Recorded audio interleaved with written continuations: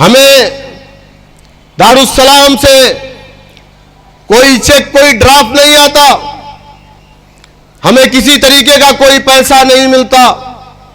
लोग बड़ा परेशान हैं कि मजलिस इत्तेहादुल मुस्लिमीन उत्तर प्रदेश में कैसे सरवाइव कर रही है। मजलिस इत्तेहादुल मुस्लिमीन उत्तर प्रदेश में एक एक नौजवान का जो जेब है वो मजलिस इत्तेहादुल मुस्लिमीन का फंडिंग पॉकेट है।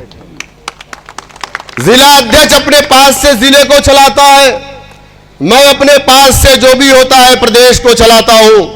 हमने अपने कारोबार को तहस नहस कर दिया, हम कर्जमंद हो गए, लेकिन हमने जो तय किया था, हमको मालूम था कि जमहूरियत में अगर आप इंसाफ चाहते हो तो उसके लिए आपके पास सिर्फ एक रास्ते, वो रास्ता सियासत का रास्ता है। अगर आप इस सियासी रास्ते पर नहीं जाओगे, अगर आप अपना मरकज नहीं बनाओगे, सियासी मरकज, अपना डंडा, अपना झंडा, अपना नेता नहीं बनाओगे, तो आपको कभी इंसाफ नहीं मिलेगा। बनारस के एयरपोर्ट पर जब मैं उतरा था मजलिस इत्तेहादुल मुस्लिमीन का झंडा लेकर के, तो मेरे पास कोई एक आदमी नहीं था, मैं अकेला था। मजलिस इत्तेहादुल मुस्लिमीन के इस परचम को कोई पहचानता नहीं था। मेरे पास 18,000 रुपए का परचम जो मैंने दारुस्सलाम से खरीद करके उत्तर प्रदेश में लाने का काम किया था, अपनी गाड़ियों में रख करके गाजियाबाद से गाजीपुर तक एक एक जिले में मैंने उस परचम को बांटने का काम किया था। मैंने भी सोचा था कि अल्लाह, मैं इस प्रदेश के 24 करोड़ लोगों तक मजलिस इत्तेहादुल मुस्लिमीन या अपने कायदीन के मिशन को कैसे पहुंचाऊंगा। लेकिन मैं कभी हिम्मत नहीं हारा। 2015 का इलेक्शन आया, सबसे पहला चुनाव मजलिस इत्तेहादुल मुस्लिमीन ने जिला पंचायत के इलेक्शन में एक दलित के बेटे को लड़ाया। हमारी जिला पंचायत की वो सीट थी, मुलायम सिंह यादव उस वक्त आजमगढ़ के लोकसभा के एमपी थे और हम वहां से कामयाब हुए। पहली कामयाबी मजलिस इत्तेहादुल मुस्लिमीन को 2015 में मिली। 2017 का इलेक्शन आया, बहुत लोगों ने मुझसे कहा कि शौकत साहब आपको चुनाव लड़ना चाहिए। मैंने कहा मैं अभी उस हालात में नहीं हूं। बहुत सारे लखनऊ के मेरे साथियों ने कहा कि शौकत भाई आप आइए, लखनऊ का हर एक घर आपका घर है, आप लखनऊ से इलेक्शन लड़िए। मेरे लीडर ने मुझसे कहा कि शौकत तुम्हें लखनऊ से इलेक्शन लड़ना चाहिए। मैंने कहा सदर साहब अभी सही वक्त नहीं है, क्योंकि तंजीम पे काम करना अभी बहुत बाकी है। मैं इलेक्शन नहीं लड़ा। हमें दारुस्सलाम से कोई चेक, कोई ड्राफ्ट नहीं आता, हमें किसी तरीके का कोई पैसा नहीं मिलता। लोग बड़ा परेशान हैं कि मजलिस इत्तेहादुल मुस्लिमीन उत्तर प्रदेश में कैसे सरवाइव कर रही है। मजलिस इत्तेहादुल मुस्लिमीन उत्तर प्रदेश में एक एक नौजवान का जो जेब है वो मजलिस इत्तेहादुल मुस्लिमीन का फंडिंग पॉकेट है। जिला अध्यक्ष अपने पास से जिले को चलाता है, मैं अपने पास से जो भी होता है प्रदेश को चलाता हूं।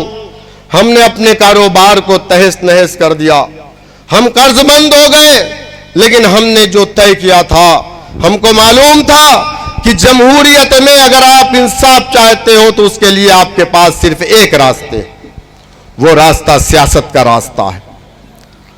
अगर आप इस सियासी रास्ते पर नहीं जाओगे, अगर आप अपना मरकज नहीं बनाओगे, सियासी मरकज, अपना डंडा, अपना झंडा, अपना नेता नहीं बनाओगे, तो आपको कभी इंसाफ नहीं मिलेगा। हम इलेक्शन नहीं लड़े, 32 सीट उत्तर प्रदेश में हम लड़ाए, एक सीट पर हमें कामयाबी नहीं मिली। संभल की विधानसभा में हम रनर रहे, 8,000 वोटों से हम चुनाव हार गए। 2017 में नगर निकाय चुनाव आया, हम लोगों ने चुनाव लड़ाया, हमारे 32 पार्षद अलग अलग अजला के जीत करके आए। फिर हमने 2021 में जिला पंचायत का इलेक्शन लड़ाया तो हमारे 24 जिला पंचायत जीत करके आए। 2022 का विधानसभा इलेक्शन हम लड़े, 95 सीटों पर लड़े, कामयाबी नहीं मिली, क्योंकि कामयाबी की जिम्मेदारी हमारी नहीं है, ये अल्लाह सुब्हानहू तआला की है। क्या कभी दुनिया में ऐसा हुआ है कि इंसान जो सोचता है उसकी मर्जी से होता है? कभी नहीं होता, कभी नहीं होता। एक डॉक्टर दूसरों का इलाज जो कर रहा था, कल वो हार्ट अटैक करके मर गया, अपने हॉस्पिटल में मर गया, इतना मौका भी नहीं मिल पाया, दूसरों की जिंदगी बचाने वाला खुद मौत को गले लगा लिया। तो इसीलिए कहते हैं कि इन्नल्लाह अला कुल्ली शैइन कदीर, हर चीज पर अल्लाह की कुदरत है। हमारी एक सांस से दूसरी सांस अल्लाह सुब्हानहू तआला की मोहताज है।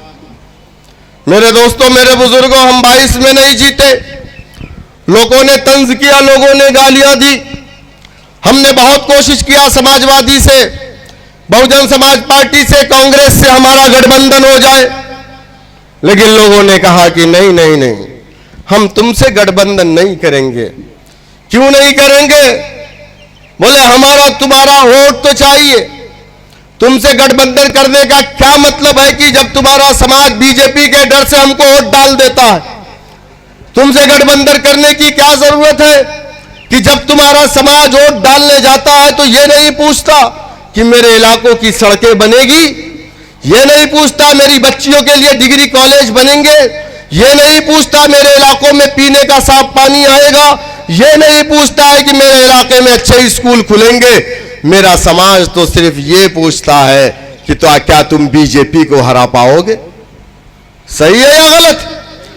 हमने हमेशा वोट अगर डाला है तो हमारी एक कंडीशन रही है कि क्या तुम बीजेपी को हरा पाओगे, हम तुमको वोट डाल देंगे। ये करते करते करते बीजेपी पूर्ण बहुमत से केंद्र के अंदर भी आ गई, उत्तर प्रदेश के अंदर भी आ गई, और कहीं से कोई उम्मीद नजर नहीं आती कि समाजवादी पार्टी बीजेपी को उत्तर प्रदेश में 2027 में रोक पाएगी।